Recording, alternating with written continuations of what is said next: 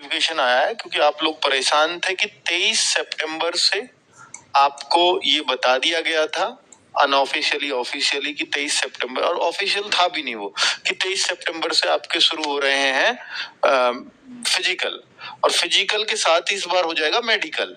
तो ये unofficial letter चल रहा था कि भाई वो इंटरनल लेटर हो, बच्चों को ये सूचित नहीं किया गया। बच्चों को पहली बार सूचित किया जा रहा है ऑफिशियल माध्यम से कि भाई आपके अब 23 सितंबर से शुरू हो रहे हैं क्या, आपके फिजिकल और मेडिकल साथ में। बिल्कुल ये ऑफिशियल लेटर है।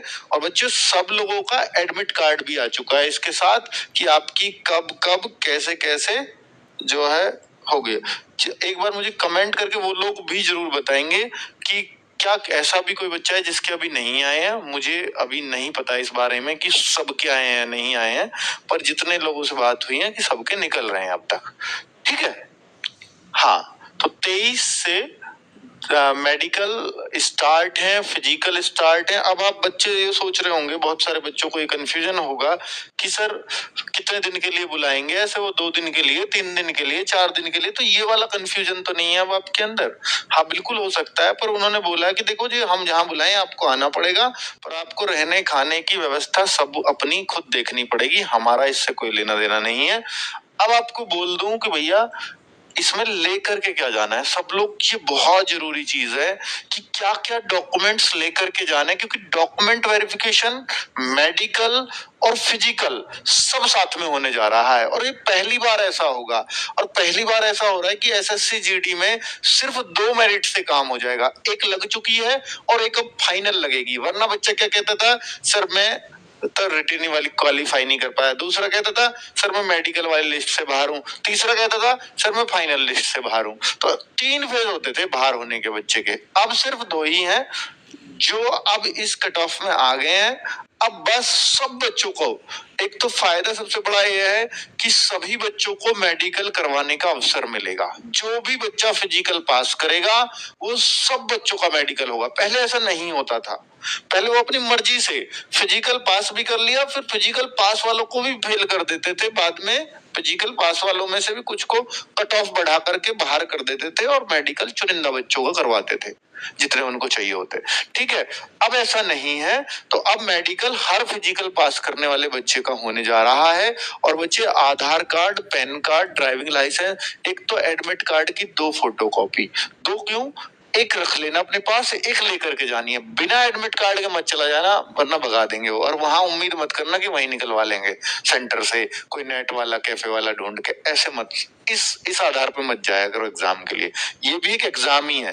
तो आधार कार्ड या पैन कार्ड या ड्राइविंग लाइसेंस या वोटर आईडी, इनमें से कोई सी भी एक चीज है आपके पास तो वो चल जाएगी। ठीक है, बाकी 10th की मार्कशीट और 12th की मार्कशीट, ये 10th और 12th क्यों लिखा है, 10th की तो लेकर के जानी है हर बच्चे को।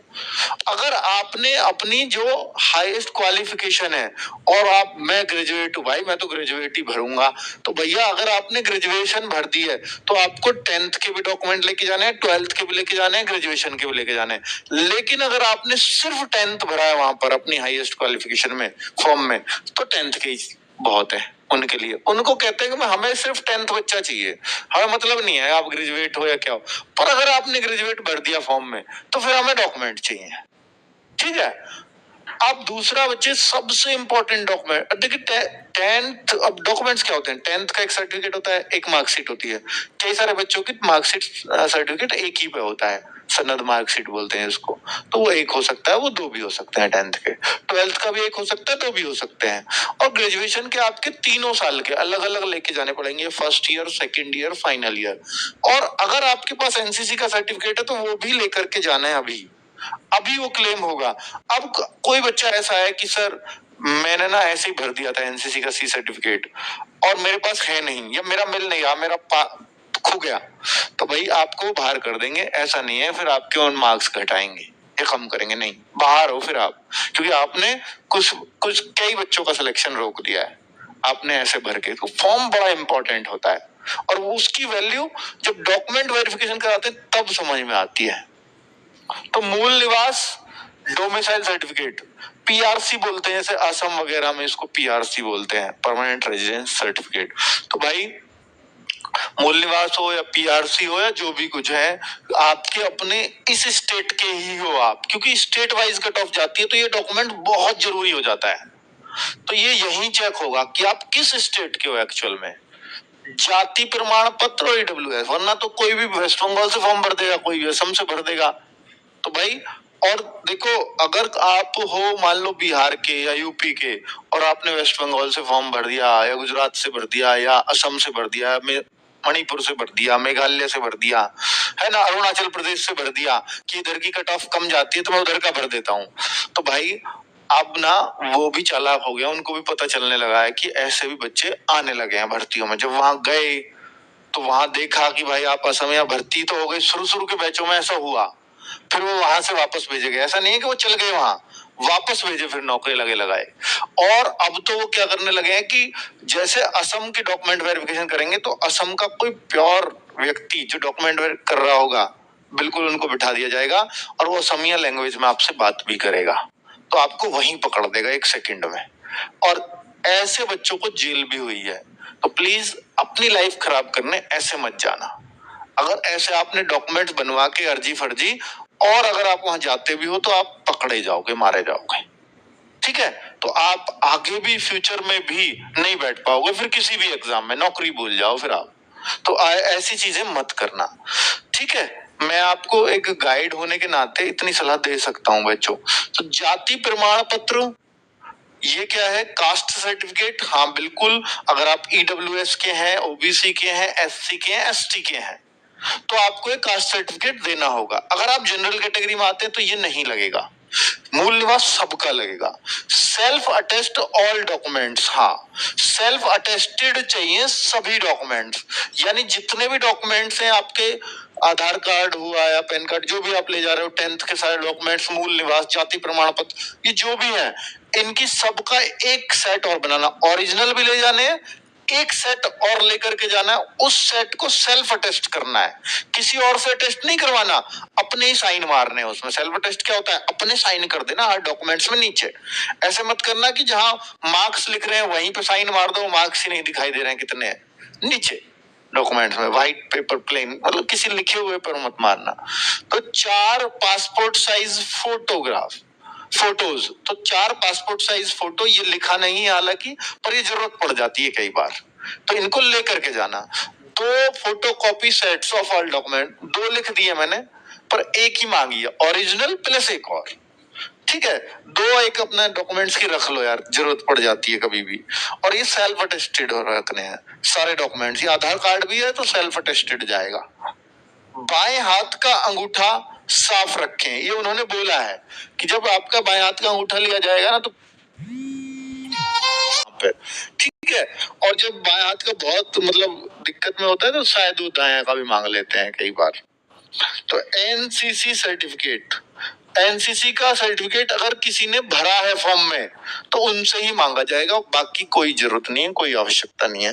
तो भाई ये मैंने एक ब्रीफ में लिख दिए ताकि सब बच्चे इसका स्क्रीनशॉट ले लें और क्या क्या डॉक्यूमेंट्स लेके जाने ये सब आराम से लिख सकें। यही सब बातें उन्होंने पूरा एडमिट कार्ड बहुत लंबा चौड़ा दिया है, सारे पॉइंट्स जितने भी मैंने बताए हैं सब इसी तरीके से उन्होंने लिखे हुए हैं। तो एक जरूरी पॉइंट और बता देता हूँ आपको, देखो बाएं हाथ का अंगूठा साफ सुथरा रखें, ये भी लिखा हुआ है। एक महिला का पॉइंट है 11वां, कि कोई महिला अगर गर्भवती है, प्रेग्नेंट है, कोई प्रेग्नेंट महिला है तो वो, उसके लिए छूट है कि वो फिजिकल ना करे, वो फिजिकल ना करे, तो वो क्या करे फिर तो वो अनफिट है, हाँ वो टेम्पररी अनफिट की जाएगी, कोई दिक्कत नहीं है, बस वो अपना प्रेगनेंसी का सर्टिफिकेट वहां लगा दे। फिर उसके बाद जब उसकी डिलीवरी हो जाएगी, है ना, तो डिलीवरी या भगवान ना करे कोई मिसकैरेज वाली कोई समस्या होती है तो उसके फिर बोलते हैं 6 सप्ताह बाद डॉक्टर से जाएं, वो सर्टिफिकेट आपका ओके बना देगा, ओके की। फिर उस सर्टिफिकेट को आप जमा कर दें वहां पे एसएससी ऑफिस में, जहां बताएंगे उस पर। उसके बाद वो आपको एक और डेट देते हैं, ठीक है, आपको एक डेट देते हैं कि आप इस दिन आ जाइए फिजिकल मेडिकल के लिए, फिर वो आपका तब होता है उस हिसाब से। तो ये केवल गर्भवती महिलाओं के लिए होता है, ठीक है भाई, ये सब बातें जो मैंने बताई हैं आपको, सब कुछ इसमें लिखा हुआ है। भूतपूर्व सैनिक अगर एक्स सर्विसमैन हो, वैसे बहुत कम होते हैं, क्यों कहते हैं ये भी फौज की ड्यूटी करते रहेंगे हम, एक्स सर्विसमैन इसलिए इसको भरते नहीं है, क्योंकि ऑलरेडी वो आर्मी की ड्यूटी करके आए हुए होते हैं। पर अगर वो हैं तो वो भी, उनको भी अपने डॉक्यूमेंट्स लेकर के जाने पड़ेंगे। ठीक है, तो ये सब चीजें, तो बच्चे डॉक्यूमेंट्स वाले सारे कॉलम आपके एडमिट कार्ड में आए हुए हैं। मुझे कोई खास बताने की आवश्यकता नहीं है, सब कुछ पढ़ोगे, जो बातें बताई हैं सब कुछ उसमें लिखी हुई है। बिल्कुल बिंदास जाइए। कितने हाई कट ऑफ जाएगी, कितना नहीं जाएगी, बहुत सारे बच्चों के कमेंट्स ऐसे आ रहे हैं, सर मेरा इतने पे हो जाएगा क्या। देखिए मैं ऐसा मान रहा हूँ कि जैसे यूपी के, राजस्थान के, एमपी के, ये जो हाई कट ऑफ है, हरियाणा की, दिल्ली की, तो ऐसा लगता है कि देखो कल भी बच्चे आए थे फिजिकल वाले, तो उनका